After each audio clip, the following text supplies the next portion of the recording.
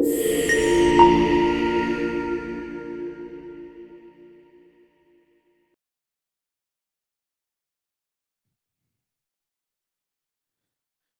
buenos días, hermanos. Sean todos bienvenidos un domingo más a la casa de Dios. Eh, si bien creo que algunos hermanos se durmieron o tal vez perdimos un poquito ahorita el ritmo que veníamos trayendo eh, del discipulado. Tuvimos un mes de receso para poder ver algunos temas relacionados a la familia, pero vamos a retomar. No sé si todos trajeron sus materiales, ¿todos lo traen? Sino para pedir ahí pero todos lo traen, ¿verdad? Eh, el tema de hoy es un tema un poco más como estadístico para hacer conciencia de algunas cosas, algunos factores, pero me gusta hacerlo un poco interactivo. Entonces quisiera preguntarles qué es lo que vimos hace un mes en el paso número 6, que fue el previo al que vamos a ver el día de hoy. ¿Qué fue lo que vimos en el paso número 6? Se hacía una pregunta, ¿verdad? Que era la que decía, es demasiado difícil, y hablábamos de varias cuestiones que justamente podrían ser impedimentos para un cristiano en cuanto a las misiones, ¿verdad? Si bien estamos viendo ya en este material la parte de la gran comisión, que fue lo que el Señor Jesús encargó a sus discípulos antes de ascender, ¿verdad? Y que es ir y compartir y llevar el evangelio a todos lugares, ¿verdad? A todas naciones. Veíamos ahí también algunas cuestiones como si es una tarea imposible el hecho de poder ir a vivir a un lugar que no sea el tuyo, conocer alguna cultura diferente. Vimos también ejemplos ahí en Hechos 5 cuando Pedro y Juan fueron echados presos por predicar, ¿verdad? Y que a pesar de que el gobierno o las autoridades estaban en contra de lo que ellos estaban haciendo, pues ellos tenían una firmeza, ¿verdad? Porque sabían para quién estaban haciendo ello. Sabían también su condición de ser esclavos y soldados de Jesucristo, ¿verdad? Y luego había otra pregunta que era, ¿hay que ser un supercristiano para ser misionero? Y veíamos que no es necesario, ¿verdad? O sea, solamente son a veces cuestiones que nos podemos poner como impedimentos, ¿verdad? Pero que es algo que también al Hijo de Dios es un imperativo, que tenemos que hacerlo, que no es una opción el hecho de poder ir y compartir el Evangelio, ¿verdad? Incluso presentárselo a nuestros conocidos, amigos, familiares, ¿verdad? Entonces, quería dar este contexto porque pues, ya tiene un mes que no veíamos esto, entonces tal vez estamos un poquito fríos en ese aspecto, ¿verdad? Pero vamos ahora a empezar con el paso número 7, que es nombrado el reto de los pueblos no alcanzados. Como les digo, esta lección no es tanto como de eh, una, eh, un exégesis de un versículo o algo así, sino es más como algo estadístico, aunque sí va a tocar algunos versículos, ¿verdad? Y quise igual yo meter ahí algunos. Entonces, pues, si lo tienen ahí su material, vamos a empezar. Del lado izquierdo dice, aunque una gran parte de la población mundial se identifica como cristianos, solo el 25% de ellos son evangélicos que confían en Cristo como su único y suficiente Salvador. ¿Qué implica esto para usted en el país donde vive? ¿Qué creen que implique para nosotros saber que estamos ahora en un país cristiano, como ya lo hemos mencionado anteriormente? Y obviamente es un término, solamente es una persona que cree en Jesús, ¿verdad? Pero vemos que hay diferencias también en cuanto a la forma de hacerlo, ¿verdad? No porque una persona diga que cree en Jesús es un hijo de Dios, ¿verdad? Dice la Biblia que los demonios creen y tiemblan, también los demonios. Entonces no basta solamente con ello, ¿verdad? Sino eh, tenemos que saber que hay mucha confusión y mucha mezcla de falsos evangelios, ¿verdad? Ahora que estamos aquí en México, pues hay cada vez más sectas, más denominaciones que solamente se dedican a tergiversar las escrituras, ¿verdad? Pero nuevamente, ¿qué creen o qué implica esto para usted en el país donde vive? ¿Qué le pondrían ahí? sabiendo que vivimos en un país pues cristiano, ¿verdad? Pero que no realmente de dicho, pues muchos, ¿verdad? ¿Qué implica para ustedes? ¿Alguien que quiera responder?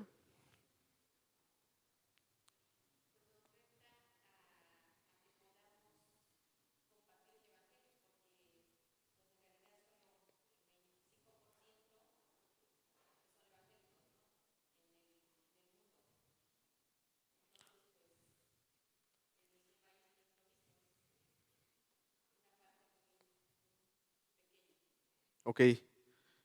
Yo escribí ahí que existe una gran necesidad de compartir el Evangelio y de labor misionera, ¿verdad? Porque como hemos visto anteriormente también, el Evangelio se ha tergiversado muchas veces, ni siquiera hay fundamentos bien estructurados en las personas que dicen creer en Jesús. Tú le preguntas a una persona, ¿crees en Jesús? La mayoría te va a decir que sí, pero no saben a veces ni por qué, ¿verdad? Solamente saben lo que se les inculcó, incluso por la cultura o por la tradición en donde hayan vivido, ¿verdad? Pero si bien, bueno, estamos rodeados de un país que es pues cristiano, pero no del todo, no todas las personas creen en el Evangelio, ¿verdad? En las buenas nuevas. Entonces yo puse que existe una gran necesidad de compartir el Evangelio y de una labor misionera, ¿verdad? Y quiero hacerles una pregunta. Si Cristo regresara hoy, ¿cuántos pueblos creen que nunca habrían escuchado su nombre? ¿Alguien cree que hay pueblos que todavía no ha escuchado el nombre de Jesús? ¿O creen que ya todo el mundo ha escuchado el nombre de Jesús tan solo? ¿Cuántos morirían sin haber conocido una sola iglesia? ¿Cuántas personas? ¿Cuántos jamás tuvieron una Biblia? Y nosotros a veces seguimos preocupados solamente por nuestros problemas diarios. Muchas de las veces estamos afanados por nuestro día a día, las necesidades primordiales, pero nos olvidamos también de que nosotros hoy estamos en un lugar muy agradable, con esta libertad de poder tener las escrituras, de que nadie va a llegar ahorita y a, nos va a llegar a matar, ¿verdad? Por leer la Biblia. Pero a veces no entendemos ni siquiera o no dimensionamos también la gran realidad que existe en el mundo, de esa falta de poder, la falta del evangelio en lugares no alcanzados. Y ahorita lo vamos a ir viendo. Dice ahí abajito, acceso. A manera global, ¿cuántas personas del mundo tienen acceso al evangelio? En muchos lugares, los inconversos tienen acceso al evangelio en el sentido que hay iglesias, Biblias, creyentes que comparten el evangelio, etcétera. Si quisieran saber, hay maneras de saber, pero en 2013 aproximadamente el 41% del mundo no tenía acceso al evangelio. Esto quiere decir que no hay testimonio, no hay Biblias, no hay suficientes creyentes para dar testimonio efectivo. ¿Alguien sabe qué son los pueblos no alcanzados? ¿Alguna vez habían escuchado ese término?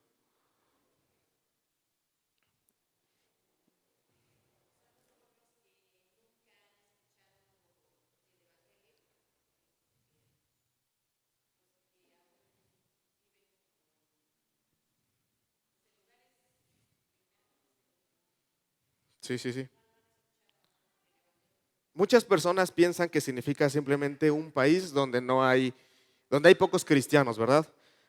Pero un pueblo no alcanzado es un grupo étnico donde no existe una comunidad cristiana suficientemente fuerte para poder evangelizar su propia gente o la propia población sin ayuda externa, ¿verdad? Entonces son lugares que si bien puede haber alguna persona, pero no una persona creyente, pero no cubre o no satisface la necesidad de una iglesia o de un cuerpo ahí en ese lugar, ¿verdad? O sea, necesita apoyo externo, ¿verdad? Y hay dificultad también a la hora de poder llevar el evangelio. Y son lugares también donde mayormente las personas nacen y crecen con una religión que pues a veces se les inculcó, pero algunos incluso ni siquiera conocen la palabra, o sea, quién fue Jesucristo. Tal vez yo creo que de aquí algunos o la mayoría nos pueden decir del budismo, del hinduismo, y así como nosotros pensamos de esa religión que a veces es como, pues ni siquiera lo leemos, ni siquiera tenemos a veces conocimiento, algo así es el conocimiento que ellos tienen acerca de Jesucristo, ¿verdad?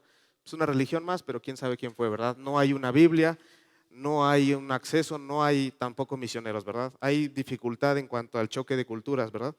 Entonces, ese es un pueblo no alcanzado. Y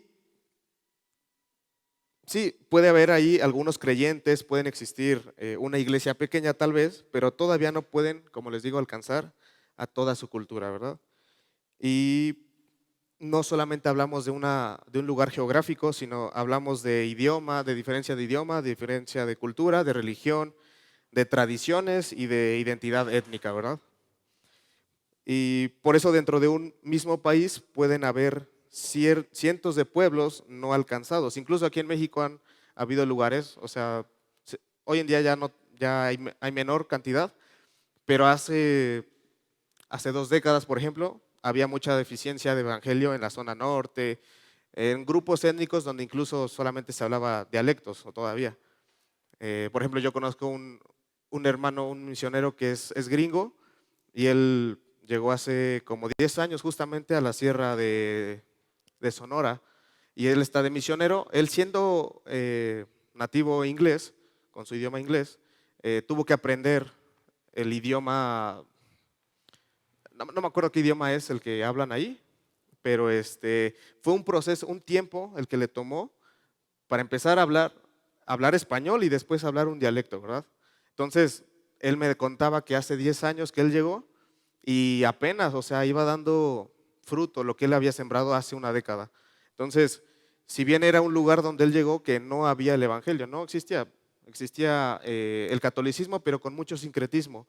Había mucha diferencia en cuanto, o sea, el sincretismo es cuando tergiversan lo que ellos aparentemente creen, ¿verdad? O sea, que no es un catolicismo puro o fundamental, sino que hay como que algunas diferencias. O sea, como que meten otras cosas en medio. Entonces, en esos lugares él me contaba que se practica ese tipo de catolicismo, ¿verdad? Que meten pues ideas ahí un poquito medias raras, ¿verdad? Entonces, no conocen el evangelio realmente.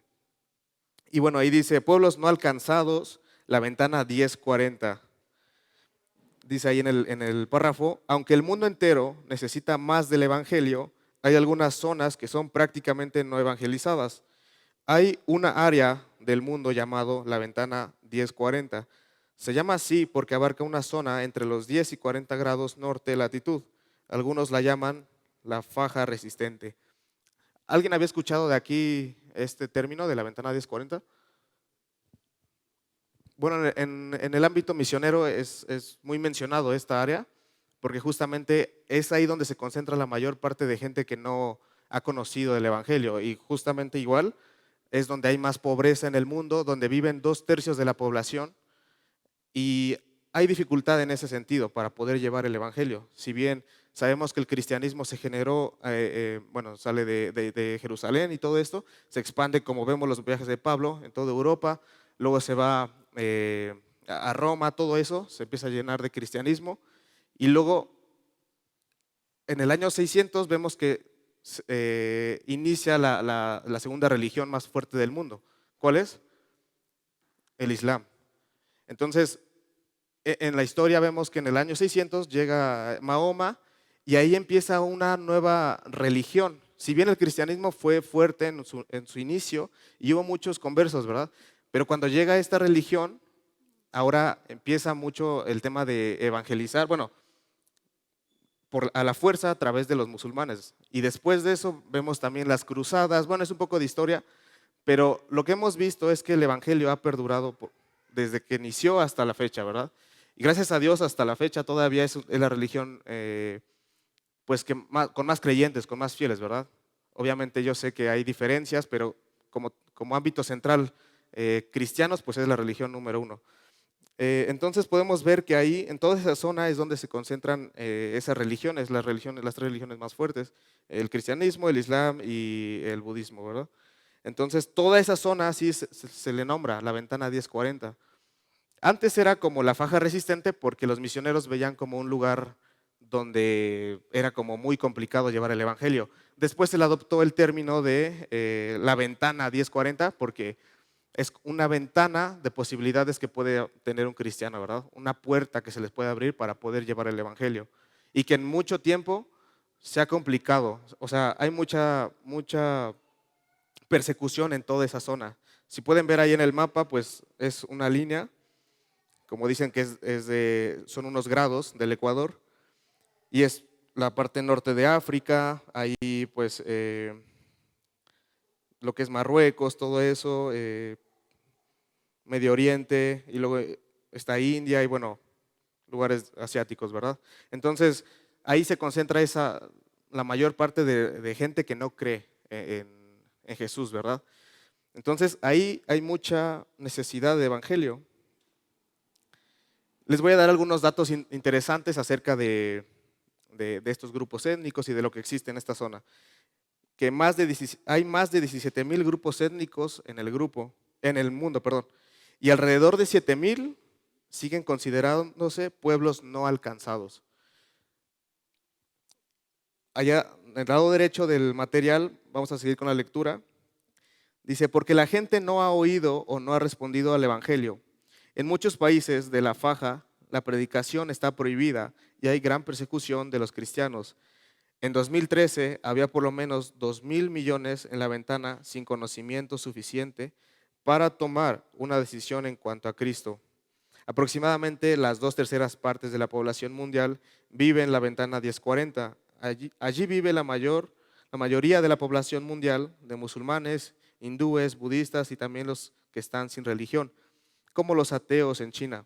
También hay grupos de animistas y judíos. Es una área de gran pobreza y baja calidad de vida. Aunque hay resistencia al Evangelio, es una área de gran oportunidad para los valientes que van allá para compartir a Cristo. Generalmente los misioneros no operan abiertamente como misioneros, pero buscan maneras de servir a los pueblos y aprovechan oportunidades de compartir su fe.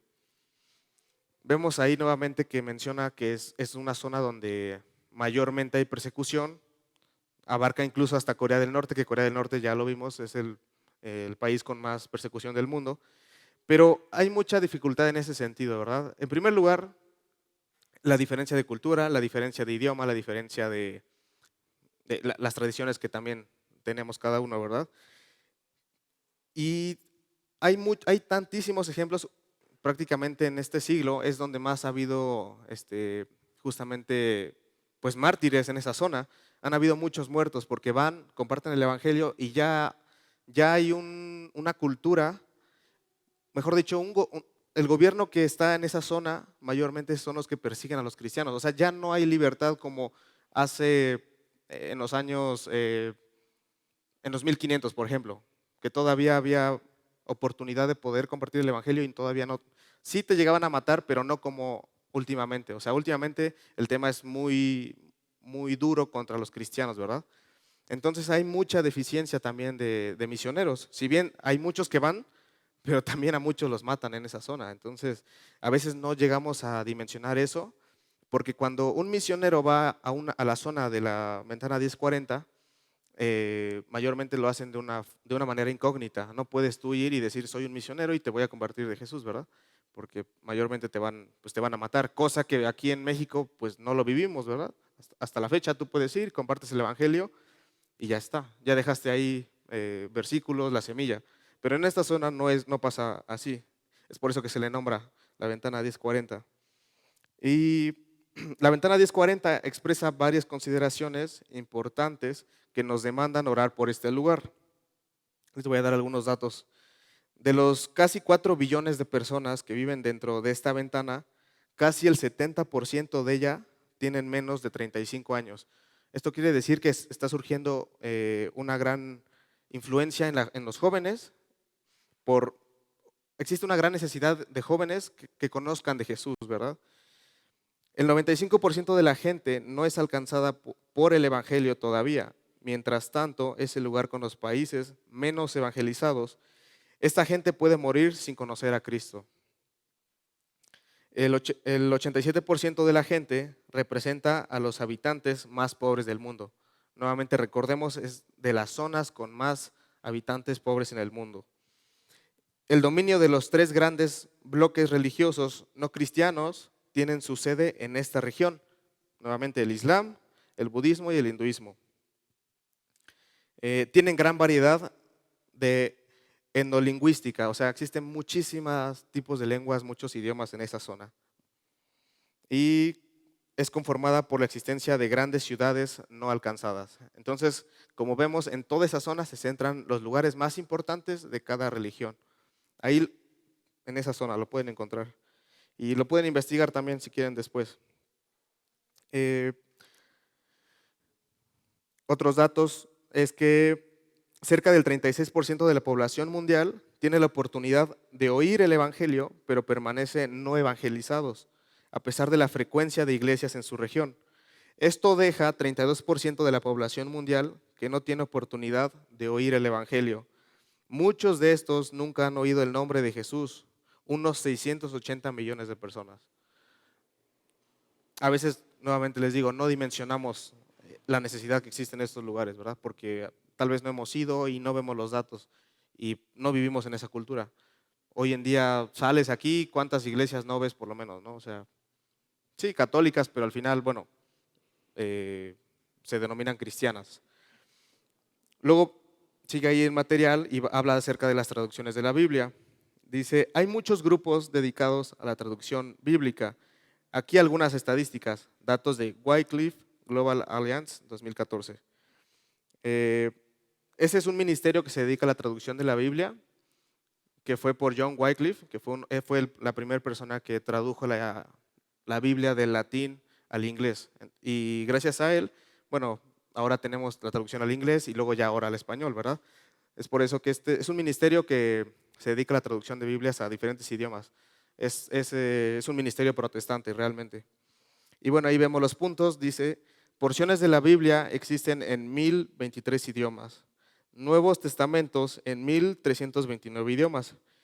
598 millones de personas sin la Biblia entera, tal vez algunas porciones del Antiguo Testamento. La Biblia completa existe en 513 idiomas. Y los idiomas conocidos en el mundo son 6.918. Nada más para que vean ahí eh, cómo es la diferencia de datos, ¿verdad? 4.9 mil millones de personas tienen una Biblia en su idioma primario. Y la película Jesús existe en 1.300 diferentes idiomas. Si bien es para ver la necesidad en cuanto a la traducción también de la Biblia, más que nada es para hacer conciencia de que hoy cuántas versiones no llegamos a tener nosotros en español, ¿verdad? Llegamos a tener muchísimas versiones y a veces ni siquiera las aprovechamos. La Reina Valera 60, la Reina Valera 1909, la NTV, la NBLA, la de Jerusalén, la del Oso, muchísimas versiones en español. Y no llegamos a dimensionar nuevamente que nosotros tenemos esto aquí y lo tenemos con esta libertad que Dios nos ha dado. Dice abajito, por un lado, estas cifras deben animarnos pensando en la dedicación de miles de personas que se han sacrificado para traducir la Biblia. Por otro lado, nos presenta el enorme reto de completar la tarea de traducción. 1.3 mil millones de personas hablan un idioma donde se está traduciendo o donde necesitan una traducción. 634 millones tienen un Nuevo Testamento. 180 millones de personas, 1.860 idiomas, necesitan una traducción de la Biblia en su idioma. Entonces, hermanos, hagamos conciencia en ese sentido, ¿verdad? Dios nos ha dado esta libertad de poder tener cuantas traducciones y que a veces no ni siquiera dedicamos un tiempo intencional para poder leer la Biblia. A veces solamente lo hacemos aquí en el domingo, pero no entendemos que muchas personas incluso tienen que pasarse, o sea, hojas y aprendérsela y pasársela luego al otro, porque si te encuentran con una Biblia te matan. Y nosotros no tenemos esa necesidad de estar ocultando una Biblia. En esos lugares sí sufren en ese sentido. En la siguiente hoja dice, agradecido a Dios por tener una Biblia en su lengua materna.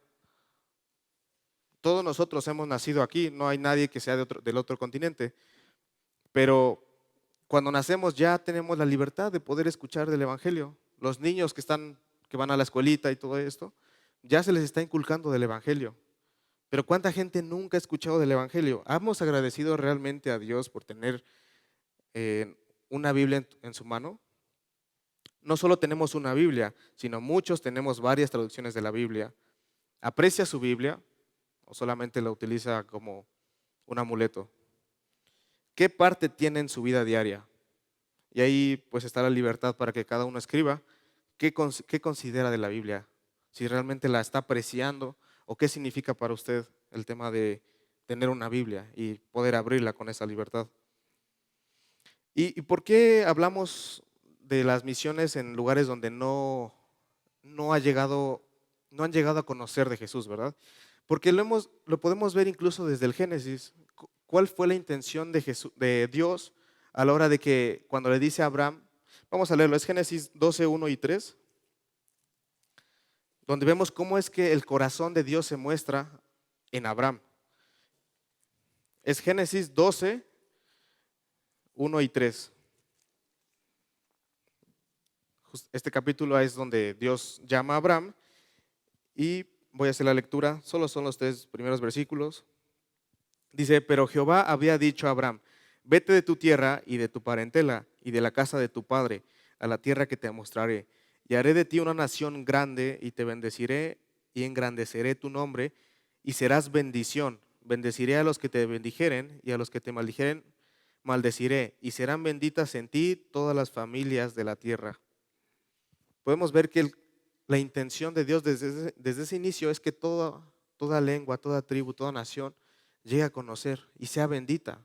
Desgraciadamente nuestra lucha es contra el maligno, y el maligno pues obviamente no quiere que lleguen a conocer de Jesús, del Evangelio, pero podemos ver desde aquí, desde el Génesis, cómo es que ya le está diciendo que quiere que todas las familias sean benditas, ¿verdad?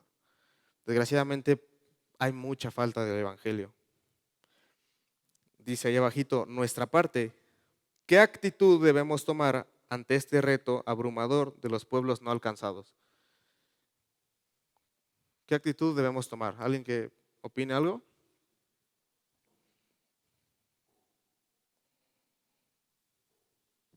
¿Qué nos reta a nosotros ante los retos ante los lugares no alcanzados? ¿Ir compartiendo el Evangelio? Ok.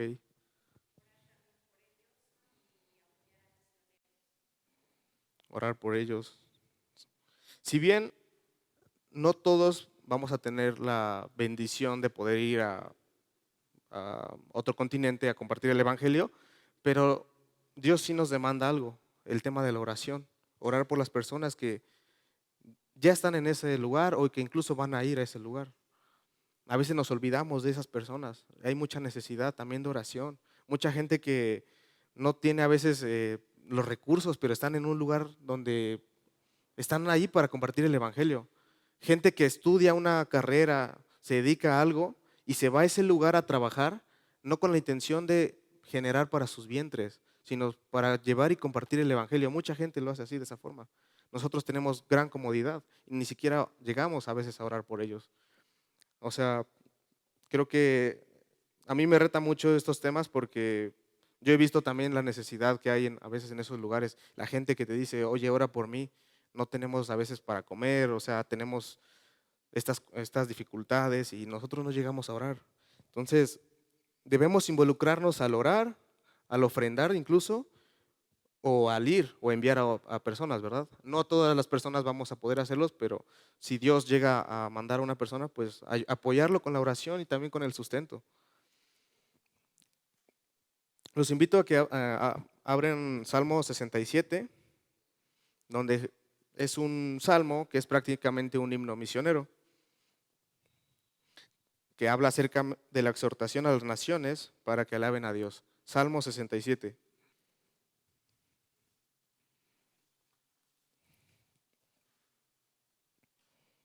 ¿Ya lo tienen todos? Voy a hacer la lectura del 1 al 7 todos. Dice, Dios tenga misericordia de nosotros y nos bendiga, haga resplandecer su rostro sobre nosotros, para que sea conocido en la tierra tu camino, en todas las naciones tu salvación. Te alaben los pueblos, oh Dios, todos los pueblos te alaben. Alégrense y gócense las naciones, porque juzgarás los pueblos con equidad y pastorearás las naciones en la tierra. Te alaben los pueblos, oh Dios, todos los pueblos te alaben. La tierra dará su fruto, nos bendecirá Dios, el Dios nuestro. Bendíganos Dios y témanlo todos los términos de la tierra. ¿Qué le hace pensar este salmo? Que Dios quiere que todas las personas lleguen a conocerlo, ¿verdad? Nosotros ya tenemos esa dicha, esa oportunidad, pero ¿cuántas personas mueren al día también sin conocer de Jesús? sin poder escuchar el propósito de su vida, el propósito del por qué han nacido en este mundo. Mucha gente no sabe por qué, solamente está cegada por Satanás, realmente por tantas ideas que te hacen pensar que vas a ser bueno o te vas a ir a un lugar bueno después de esta vida, pero realmente no conocen el Evangelio, no conocen las buenas nuevas de salvación. Dice ahí abajito, sería fácil desanimarse al ver las estadísticas y el tamaño de la tarea que nos queda.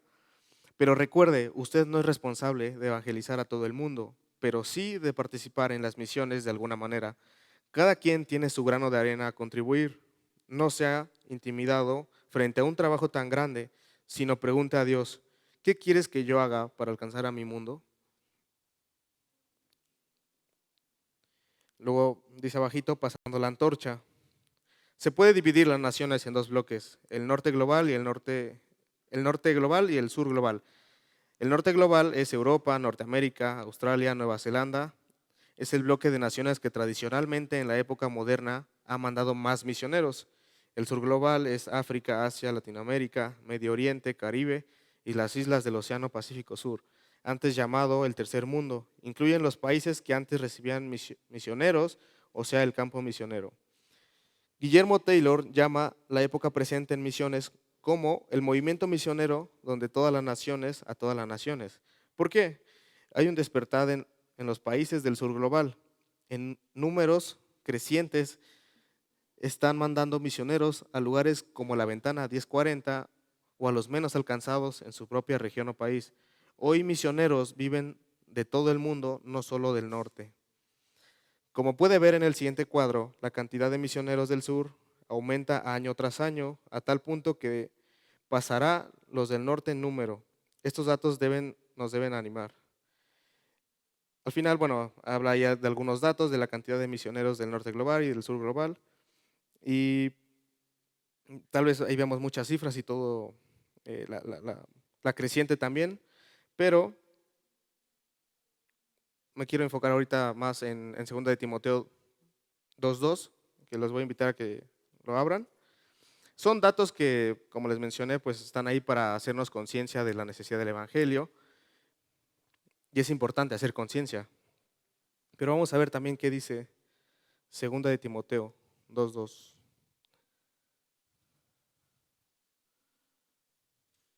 ¿Alguien que haga la lectura, el versículo 1 y versículo 2?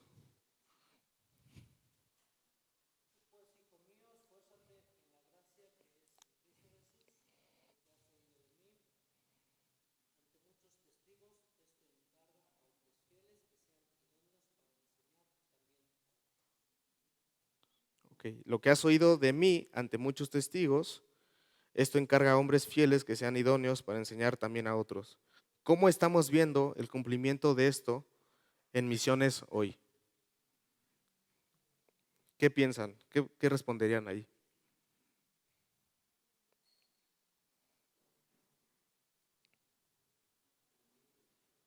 ¿Alguien que opine?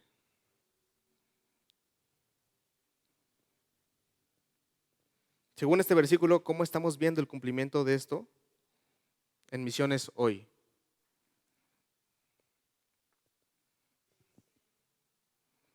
Deficiente, deficiente, pero también nos encarga el hecho de esforzarnos, ¿verdad? Y si bien ese pasaje está hablando acerca de que debemos de ser esos soldados como Jesucristo, tenemos que esforzarnos y también saber que tenemos que orar por las personas que Dios ya ha designado para poder llevar su palabra a estos lugares. Entonces, tenemos que tener fe en que no solamente lo vamos a hacer en nuestras fuerzas, sino que es Dios el que está obrando en medio de todo esto. Pero lo que a nosotros nos corresponde es esforzarnos para poder llevar el Evangelio a estos lugares. No hacer caso omiso, sino realmente poner atención a lo que Dios nos está mandando a través de la palabra y ahora a través de esta lección. Dice abajo, la siguiente gráfica da los números por regiones del sur global. ¿Cuáles regiones mandan más misioneros? Y bueno, ahí pueden ver la cantidad de misioneros mandados del sur global. No me voy a enfocar tanto en eso, pues son datos y porcentajes, números, pero voy a leer la parte de abajo. Dice, es cierto que Asia y África mandan más misioneros, pero al tomar en cuenta el porcentaje de cada región de la población mundial, los números cambian. Por ejemplo, Asia, con 60% de la población mundial, manda el 45% de los misioneros. África, con un 15.5% de población mundial, manda el 43% de los misioneros. Latinoamérica, con 8.6% de la población mundial, manda el 8% de los misioneros. Oceanía, con 0.5% de la población mundial, manda el 2% de los misioneros. Si bien siempre se ha sabido que Asia es últimamente el continente donde más han surgido iglesias, incluso está pronosticado que para el 2030 va a ser uno de los lugares más fuertes en cuanto al cristianismo, porque hay mucha fundación de iglesias y mucho auge últimamente del cristianismo, pero si podemos ver ahí en Latinoamérica, estamos nosotros muy pobres también en cuanto al poder compartir el evangelio. Eso no nos debe desanimar, nos debe de retar también a poder ver la necesidad que existe y que otras personas, otros hermanos, al otro lado del mundo sí están mandando personas y pues nosotros no lo estamos haciendo, o ni siquiera estamos a veces orando, ¿verdad? Eso nos debe de alentar y motivar a ser intencionales, de orar por las personas, de poder ver la necesidad que existe en lugares no alcanzados. Abajo dice, estas estadísticas no deben ser malinterpretadas, muestran un gran despertar en el sur, pero la tarea por delante todavía es enorme. No hay que aflojarnos o descansar en nuestros laureles, más bien, los datos deberían de inspirarnos a unirnos a ese gran movimiento. ¿Qué nos manda Cristo en Mateo 9, 36 y 38? Por ahí busquen Mateo 9, 36 y 38.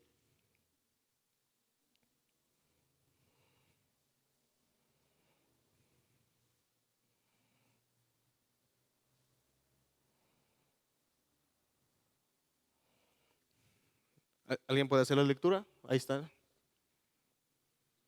Desde el 35 lo puedes poner. ¿Alguien que haga la lectura en voz alta?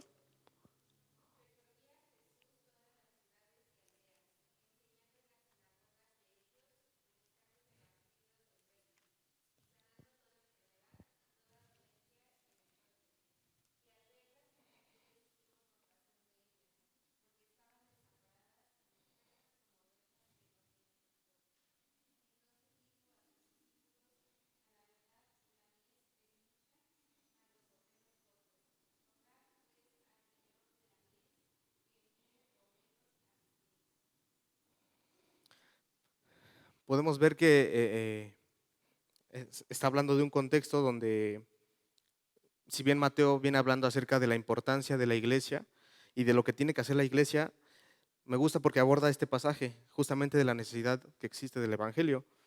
Y podemos ver, como ya ahí dice, que Jesús estaba justamente en su ministerio, estaba recorriendo las ciudades. Él no solamente iba y compartía el evangelio, él estaba viviendo lo que predicaba. Eso también nos debe de retar, que no solamente es ir y decir, pues que él crea, ¿verdad? Pero pues yo como sea voy a vivir, sino realmente es la predicación del evangelio, es primeramente con nuestra forma de vivir, nuestro carácter, ¿verdad? Ser más semejantes como Jesús. Y eso es lo que Jesús estaba haciendo en esos momentos. Dice que él recorría todas estas ciudades y las aldeas e iba enseñando, ¿verdad? En las sinagogas también, iba predicando el evangelio del reino. Iba sanando, iba haciendo obras al final. No solamente iba compartiendo, sino también estaba haciendo las obras para que también las personas puedan ver o pudiesen ver quién era ese maestro, ese Mesías que estaba ahí enfrente de ellos. Me llama la atención que dice ahí en el 36, y al ver las multitudes, tuvo compasión. Y esta palabra es una palabra interesante que es utilizada en otros pasajes con similitud. Por ejemplo, cuando habla del que el padre tuvo compasión del hijo pródigo, justamente se utiliza esta misma palabra en griego y significa ser afectado profundamente en su ser interior, especialmente en ese aspecto, o sea, habla de las entrañas, es como se conmueven tus entrañas, sientes esa compasión por una persona. Eso es lo que sintió el padre con el hijo pródigo. Es el mismo pasaje, perdón, la palabra en griego. Y bueno, estamos viendo que este texto aparece al final de una jornada intensa de ministerio de Jesús. Jesús había recorrido las aldeas, las ciudades, las sinagogas. Entonces sucede algo interesante. No dice no dice vio mucha gente, dice al ver las multitudes. La palabra griega implica mirar profundamente. Y no solamente fue una mirada superficial, sino que Jesús vio algo que los demás no veían. Esta palabra, como les digo, compasión, se encuentra 5 veces en Mateo y 12 veces en el Nuevo Testamento. Y es lo mismo, nuevamente, que sintió el Padre por el Hijo pródigo cuando llegó. Sintió esa compasión. Y eso es lo mismo que Jesús sintió por estas personas, al ver que no tenían una persona que, pues un pastor, ¿verdad? Eran gente que no sabía dónde iba realmente. Nuevamente nos dice la pregunta, ¿qué nos manda Cristo en Mateo 9:36 al 38? ¿Qué creen que nos manda? ¿Qué pondrían ahí?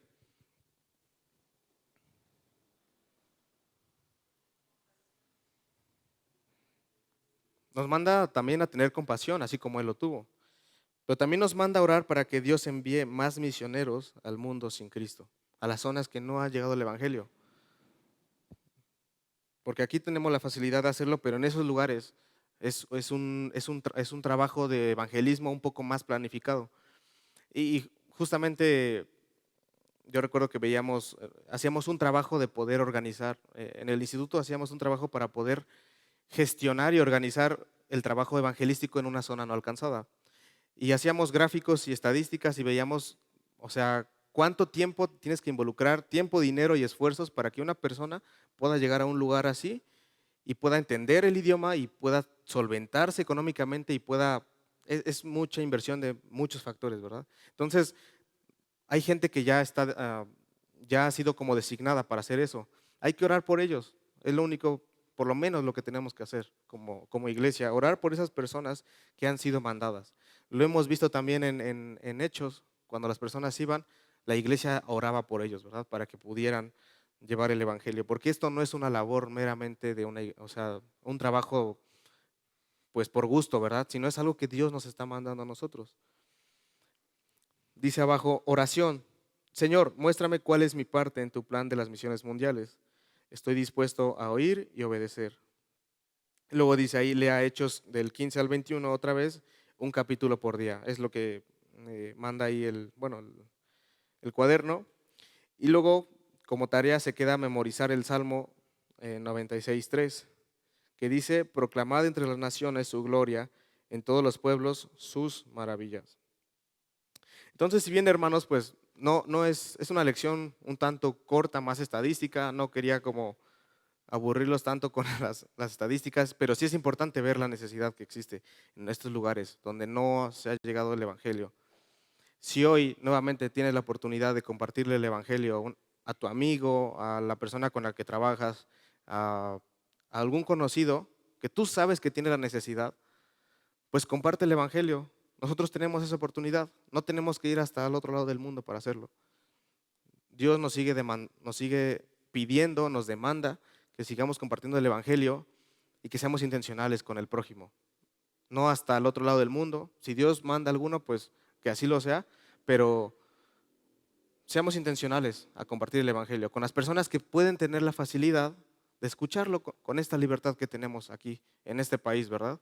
Entonces, pues que Dios siga haciendo su voluntad y ayudándonos a compartir el Evangelio. Bueno, ahí se me estaba olvidando, en la otra hoja hay una guía de oración por los misioneros. Ahí, bueno, pueden ir leyendo, bueno, ya después, cada día te ayuda como que por algunas razones por las cuales orar, ser intencional, por salud y protección, el día 1, por el día 2, vida espiritual de los misioneros, día 3 por la vida emocional del misionero, día 4 por la vida familiar, día 5 por el ministerio de un misionero, día 6 por la adaptación cultural de un misionero y día 7 por las finanzas de un misionero. Todos esos son factores que se tienen que ver y planificar para que una persona llegue a un lugar no alcanzado. Créanme que no es nada fácil. O sea, ya lo he visto con algunos hermanos y al hacer esa tarea que teníamos, era mucho dinero, mucho tiempo invertido, muchas cosas que tenías que involucrar, que una persona tenía que hacer para que una persona llevara el Evangelio a un lugar no alcanzado. Entonces, pues bueno, que sigamos teniendo ese peso, ¿verdad? Por las misiones, por la obra evangelística. Y en la siguiente hoja, en la hoja 20, dice qué está haciendo Dios hoy. Ahí habla acerca de algunos testimonios de misioneros. Lo pueden leer ya después con más calma. Y pues nada, solamente es como, estos dos hojas son como para reforzar lo que ya hemos visto acerca de las misiones, ¿verdad? Entonces, pues vamos a terminar con una oración y pues nuevamente que sea Dios el que nos ayude a poder lograr con esta obra evangelística. Vamos a orar. Señor, te doy gracias en este día, gracias porque eres bueno con nosotros, Dios, porque para siempre es tu misericordia. Señor, te quiero pedir que nos sigas ayudando a poder ser cada día más como tú, Señor, con con ese corazón que tuviste cuando estuviste aquí en la tierra, de sanar, de compartir el evangelio del reino, Señor. Ayúdanos también a ser como tú, Dios, que podamos ser intencionales con las personas que necesitan escuchar del evangelio, Dios. No necesitamos ir a otro país, Señor, sino aquí mismo, donde vivimos, Dios, ayúdanos a ser intencionales con esas personas.